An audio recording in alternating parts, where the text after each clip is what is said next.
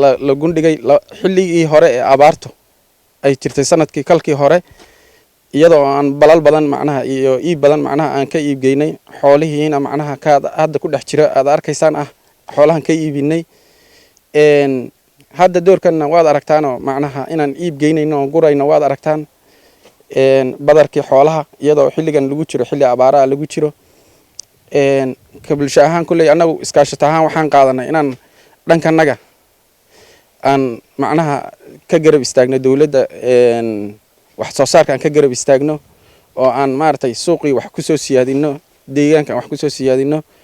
annagoo soo saarayna macnaha calafka xoolaha iyo calafka bini'aadamka way waxyaabaha ka baxa markii laga tago beerta waxaan jiray balkan iyo waxan iyo masagada khudaarta iyada ma beertaan khudaartii iyadana waan beernay iyadana haddan ma garanaysa haddii la yiraahdo waan suuq geynaynaa waxaa ka beeran karoobkaashka oo kala ma garanaysa haddii la yaanyadii qaariyaagii saytuunkii babaygii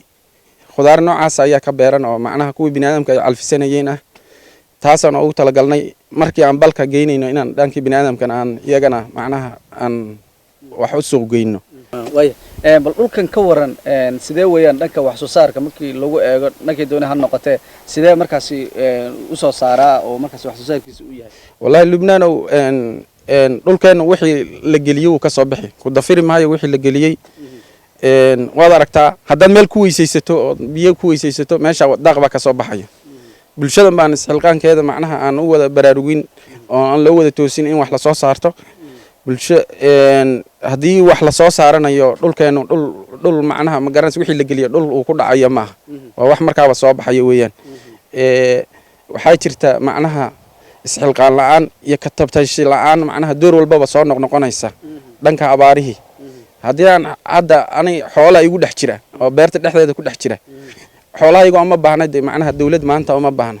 anigaa u soo bixi anigaa ma garanaysa dil wax soo saarka u soo sameeyay iyaga dhexdooda ay daaqayaan